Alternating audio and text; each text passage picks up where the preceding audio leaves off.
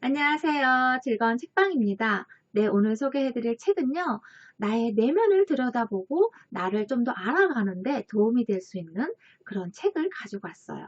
어떤 책이냐면요, 삶으로 다시 떠오르기라는 책이에요. 삶으로 다시 떠오르기. 이 책은 에카르트 톨레님이 쓰신 책이에요. 예전에, 아주 오래전에 에카르트 톨레님의 책, 지금 이 순간을 살아라 라는 책을 소개를 해드린 적이 있거든요. 그 책도 참 좋았어요. 그런데 그 책을 쓰시고 나서 그 다음에 출간하신 것이 이 책이거든요. 삶으로 다시 떠오르기, 이 책을 출간하셨는데 저도 지금 이 순간을 살아라 그 책을 읽고 좋아서 이분의 책을 좀 더 찾아봤어요. 했더니 이 책을 도서관에서 먼저 봤었어요. 오래전에. 그런데 이 책을 내용을 보니까 대충만 이렇게 훅 봤죠. 어떤 부분이 중복되는 부분인지 아니면 더 이해하기가 쉬운지 읽기가 어떤지 봤었어요. 잘 간략하게 잠깐 훑어봤는데 더 좋았어요. 그 책보다 더 이해하기도 쉽고 그리고 또 더 많은 내용들이 담겨 있어서 읽히기도 쉽고 이해하기도 쉽고 받아들이기가 더 좋았어요. 그래서 이 책을 다음에는 구매를 해서 정독해서 읽어야 되겠다. 그런 책이더라고요. 그러니까 술술술술 읽기 가볍게 읽을 수 있는 책은 아니었어요. 그래서 나중에 이제 구매를 해서 최근에 구매를 해서 지금 이제 읽기 시작을 했는데요. 두 번째 책이라서 더 이해하기가 쉽고 잘 정리돼서 담겨 있는 것인지 루시아님이 잘 옮겨주신 것인지 알 수는 없지만 아무튼 이 책은 꼭 읽어보셨으면 좋겠어요. 나 자신을 알아가는데 정말 도움이 많이 될 수 있는 그러한 책이에요. 그래서 나 자신에 대해서 내면의 마음이 복잡하고 그런 어떤 삶의 변화나 그리고 또 나 자신을 알아간다는 것이 어떻게 보면 다른 사람을 이해하는 데도 도움이 많이 되거든요.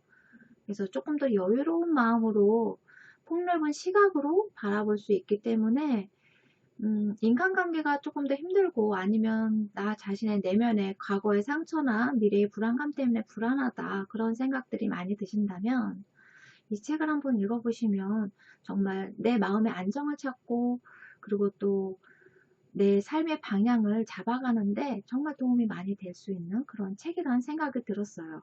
그래서 오늘은 사람에 있어서 가장 근원적인, 근본적인 그런 욕망이나 소유욕 그런 부분에 대해서 소개를 해드릴게요. 여기서는 에고에 대해서 참 자세하게 나오는데요. 그 에고라는 것이 자아를 이야기를 하잖아요. 그런데 그 자아라는 것, 에고라는 것이 나의 참 모습은 아니라는 거예요. 그러니까 나 자신은 아니라는 거죠. 그것은 에고라는 것은 내가 태어나서 생활하면서 경험을 통해서 배움을 통해서 지식을 얻고 경험을 하고 내가 떠오르는 생각, 그런 감정의 상태, 그러한 것들이 만들어서 형성해가는 그러한 것이 만들어지는 것이 나의 가치관을 형성하고 정체성을 만들어가고 그러한 것들이 에고를 뜻하잖아요. 그런데 에고가 나의 본연의 참 자아는 아니라는 거예요. 여기서 이렇게 얘기해요. 에고는 소유와 존재를 동등하게 여긴다. 네. 나의 존재, 나의 존재와 내가 소유하는 것, 그런 것을 동등하게 여긴다는 거예요. 나는 소유한다. 그러므로 나는 존재한다. 더 많이 소유할수록 더 많은 사람만이 존재한다고 믿는다. 그러니까 어떤 비교에 의해서 먹고 산다는 거죠. 에고가. 비교에 의해서. 그래서 다른 사람에게 어떻게 보이는가가 자신이 스스로를 어떻게 보는가를 결정한다. 네. 다른 사람에게 어떻게 보이는가에 가가 자신이 스스로를 어떻게 보느냐. 그것을 결정한다는 거예요. 대부분의 사람들이 그러한데 관심을 기울이고 그것을 중요시하고 그것이 나의 모습이라고 생각하면서 살아간다는 거죠. 그래서 이러한 만족, 이러한 것은 수명이 짧고 우리가 더 많은 것을 찾고 계속해서 사고 소비하게끔 만드는 그러한 일이 된다는 거예요. 그래서 에고의 가장 큰 병은 삶의 의미와 목적을 과거나 미래에서 찾는 것. 그게 가장 큰 병이라는 거죠. 현재의 순간을 무시한다는 거예요. 지금 현재, 지금 이 순간이 가장 중요한데, 지금 이 순간에 깨어있는 나 자신이 가장 중요한데, 에고라는 것은 과거나 아니면 미래에 대해서 거기에 묶여 있다는 거예요. 내 생각이나 마음이나 그러한 것들이 거기에 묶여서 살아가게끔 만드는 것이 에고라는 거죠. 에고의 바탕을 둔 마음 상태를 자기 자신으로 잘못 알고 동일화되는 것은 한 개인과 집단의 불행을 이르게 하는 근본 원인이 된다. 네, 에고가 그런 나의 그 과거에 형성되었던 그러한 기반으로 해서 형성이 되잖아요. 그렇기 때문에 그런 과거에 묶여 있거나 아까도 말씀드렸듯이 미래에 불안한 걱정으로 가득 찬 그런 미래에 대해서만 묶여 있다면 내 마음과 생각이 그런 것이 묶여 있고 그것이 나 자신의 모습이라고 잘못 알고 있는 것이 그리고 그것이 나 자신이라고 생각하는 것이 나를 불행에 이르게 하는 그런 근본적인 원인이 된다는 거예요. 그래서 그런 데서 깨어남에 대해서 말씀을 드릴게요.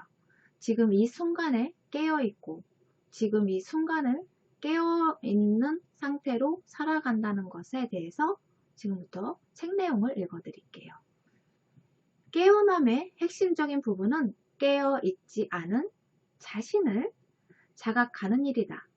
즉, 자신 안에서 생각하고 말하고 행동하는 에고를 알아보는 일이다. 뿐만 아니라 그 깨어있지 않은 상태가 지속되게 만드는 집단적으로 조건 지어진 심리작용도 이해하는 일이다. 그러므로 이 책은 먼저 에고의 주된 특성들과 함께 그 특성들이 개인과 집단 속에서 어떻게 작용하는지 보여줄 것이다. 이것은 서로 연결된 두 가지 이유에서 중요하다. 첫 번째 이유는 에고의 배후에서 작용하는 기본 구조를 알지 못하면 에고를 알아차릴 수도 없고 그 때문에 에고의 속임수에 넘어가 계속해서 에고를 자신이라고 믿기 때문이다. 이것은 당신인 척 가장하는 사칭꾼인 에고가 당신을 차지해 버리는 것을 의미한다. 두 번째 이유는 알아봄 자체가 깨어남의 한 방법이기 때문이다. 자신 안에 무의식을 알아볼 때 그 알아봄을 가능하게 만드는 것 자체가 바로 의식의 일어남이고 깨어남이다. 어둠과 싸울 수 없듯이 에고와 싸워서는 이길 수가 없다. 필요한 것은 의식이라는 빛이다. 당신이 그 빛이다. 네. 우리가 살아가면서 나를 가장 힘들게 하는 것이 아마 두려움과 탐욕, 권력욕이 아닐까 싶어요. 여기서 두려움과 탐욕, 권력욕에 대해서 나오는 부분이 있는데 그 부분을 소개를 해드릴게요. 이러한 것들이 자기 자신에 대한 인식의 왜곡을 가져온다고 말해요. 두려움과 탐욕, 권력욕, 이러한 내 안에서 일어나는 이러한 욕심들, 두려움들, 이러한 것들이 있는 그 상태를 그대로 보는 것이 아니라 왜곡해서 보게끔 그리고 내 식대로 그러한 마음이 있는 상태에서 해석하게끔 만드는 그러한 일이 돼서 잘못 해석하게 되고 잘못 인식하게 되는 그래서 불행스러운 일을 만들고 그러한 계기가 되는 그러한 일이 참 많다는 거예요. 그런 부분에 대해서 책 내용을 읽어드릴게요. 온갖 상황을 잘못 해석하고 더 많은 것을 원하는 자신의 욕구를 만족시키고 두려움을 해결하기 위해 잘못된 행동으로 이끌려간다. 더 많은 것을 원하는 욕구는 결코 채워줄 수 없는 밑빠진 독이다. 하지만 이것을 깨닫는 것이 중요하다. 두려움, 탐욕, 권력욕은 여기서 말하는 기능장애 자체가 아니라 인간 개개인의 마음속에 깊이 뿌리내린 집단적 망상이라는 기능장애의 결과물이다. 많은 영적 가르침들은 두려움과 욕망을 버리라고 말한다. 그러나 이 시도는 대개 실패로 끝이 난다. 기능장애의 근원까지 가닿지 못하기 때문이다. 두려움, 탐욕, 권리욕은 근본 원인이 아니다. 더 좋은 인간, 더 나은 인간이 되려고 노력하는 것은 칭찬받을 만하고 고상한 일처럼 들리지만 의식의 전환이 일어나지 않는 한 결국은 실패할 수밖에 없는 노력이다. 왜냐하면 좋은 사람이 되려는 건 역시 똑같은 기능장애의 일부이기 때문이다. 더 미묘하고 순화되긴 했지만 여전히 자기를 광화하는 형태이다. 그런 노력 역시도 자신이 관념 속에서 나라고 여기는 이미지를 더 크게 그리고 더 강하게 만들려는 욕망과 아무 차이가 없다. 좋은 사람이 되려고 노력한다고 해서 좋은 사람이 되는 것이 아니다. 이미 자신 안에 있는 좋은 것을 발견하고 그 좋은 것이 밖으로 나오게 함으로써 좋은 인간이 될 수 있다. 그러나 그 좋은 것이 나타나기 위해서는 당신의 의식 상태가 근본적인 변화가 일어나야만 한다. 네. 그래서 내가 그것을 알아가고 그것을 의식하고 깨어남으로 인해서 그러한 근본적인 변화가 일어나야지만 그것이 계속 꾸준하게 유지가 될 수 있고 그리고 또 내가 원하는 정말 내 안에 있는 좋은 것들이 외부로 나오고 그것을 꾸준하게 유지해 가면서 살아갈 수 있는 그런 삶이 된다는 거죠. 그래서 여기서 소유하는 것에 대해서 참 많이 나오고요. 그리고 또 소유보다 더 무서운 욕망에 대해서도 나오거든요. 그 부분에 대해서 책 내용을 읽어 드릴게요. 우리가 소유를 멈출 수가 없어요. 그리고 소유하는 것이 어떤 것을 소유하는 것을 나 자신이라고 믿는 경우가 참 많아요. 이것이 나 자신이다. 비싼 차를 사고 좋은 집에서 살고 비싼 명품 옷을 걸치고 이것이 나야 라고 생각하고 의식하고 하는 사람들이 많다는 거예요. 근데 그러한 것은 길지 않다는 거예요. 짧다는 거죠.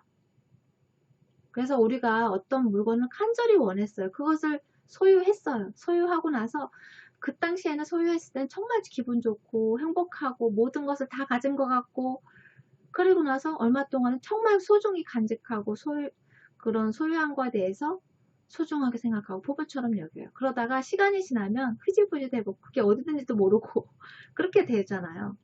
그렇게 소유는 짧다는 거예요.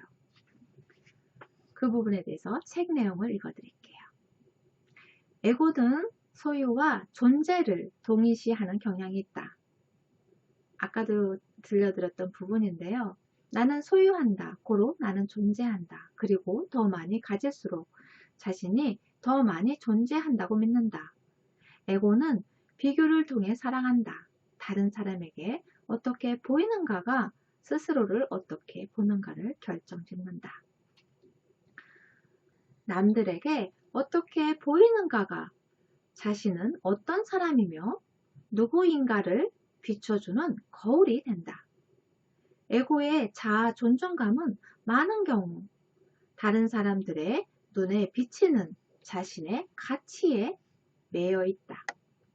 당신은 자신에게 자아의식을 줄 다른 사람들이 필요한 것이다.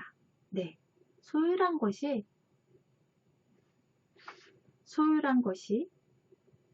남들에게 이렇게 비춰지는, 그리고 또 그렇게 비춰지기를 바라는 그런 다른 사람의 눈에 비치는 자신의 가치에, 매겨지는 가치에 대해서 그것이 나 자신이라고 믿고 그렇게 거기에 얽매여 살아가게 된다는 거예요. 소유라는 것이. 그러니까 내 안에서 내 자신을 찾아야 하는데, 다른 사람의 시선을 통해서 다른 사람이 나를 어떻게 생각하느냐, 그런 다른 사람이 내가 소유하는데 다른 사람이 필요하다고 생각하게 되는 그러한 일이 된다는 거죠. 어떻게 하면 물질에 대한 집착을 내려놓을 수 있는가? 네, 어떻게 하면 물질에 대한 집착을 내려놓을 수 있는가?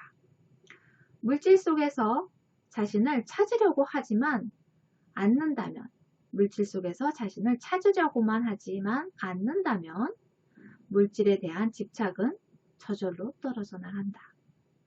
그때까지는 자신이 물질에 집착하고 있음을 알아차리는 것만으로도 충분하다. 때로는 어떤 것을 잃거나 잃어버릴 위험에 처하기 전까지는 자신이 그것에 집착하고 있다는 것을, 즉 자신이 그것에 동일화되어 있다는 것을 모를 수가 있다.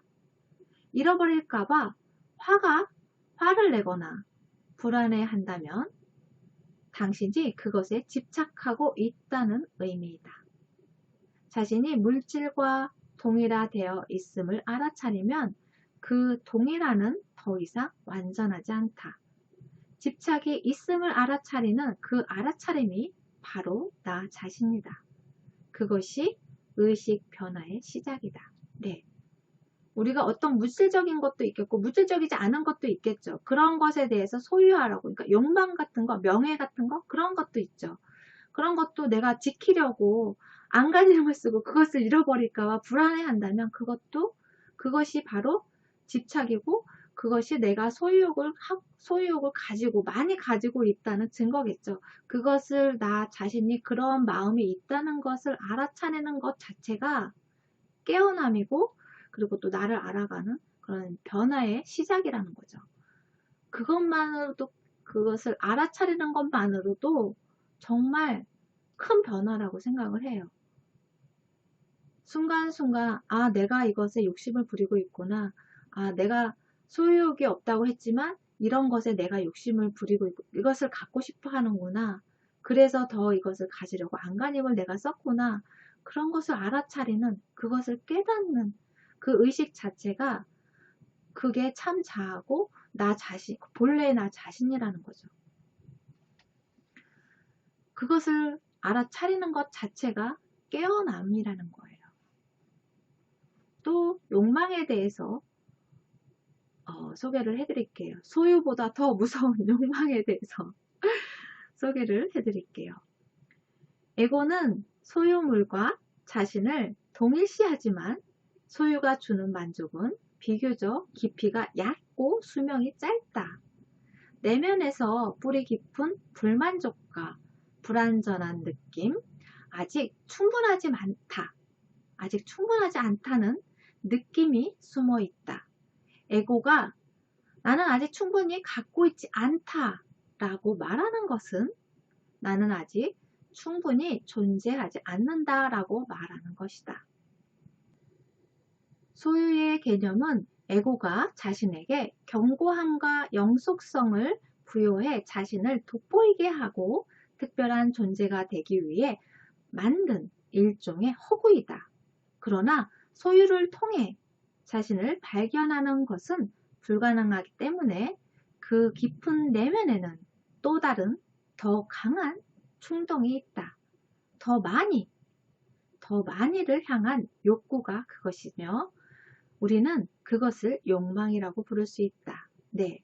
그래서 소유보다 오히려 욕망이 더 에고를 막 활력 있게 만드는 그러한 일이 된다는 거예요. 그래서 갖고 싶다.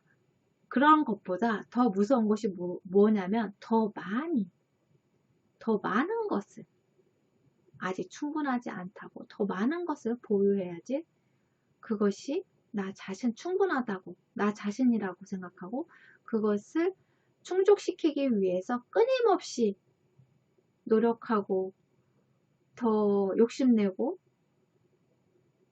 나를 불안하게 만드는 그러한 욕망이 나를 더 힘들게 만드는 그러한 일이 된다는 거죠. 그래서 그것이 나 자신은 아니라는 거예요. 그것을 채워야지만 나 자신이 뭐 괜찮은 사람이고 멋있는 사람이고 그런 사람은 아니라는 거죠. 충분히 내 안에 나는 좋은 것들을 많이 갖고 있는, 충분히 이미 갖고 있는, 존재하는 그러한 소중한 사람이라는 거예요. 그래서 여러분이 이런 살아가면서 정말 소유를 놓기가 참 쉽지가 않아요. 욕망도 그렇고 소유도 그렇고. 그렇지만 내가 그러한 순간순간을 의식하고 깨어있는 시각으로 그것을 느끼고 바라볼 줄 안다면 그것만으로도 충분히 깨어있는 삶이고 또 내 본연의 참 자아로 살아가는 내 삶의 진정한 나 자신의 삶이 되지 않을까 싶어요. 이 책은 꼭 읽어보셨으면 좋겠고요. 다음 시간에도 책 내용을 조금 더 많이 읽어드리는 쪽으로 소개를 해드릴게요. 도움이 되셨나요? 구독과 좋아요도 부탁드릴게요. 지금까지 들어주셔서 감사합니다. 다음 시간에 또 만나요.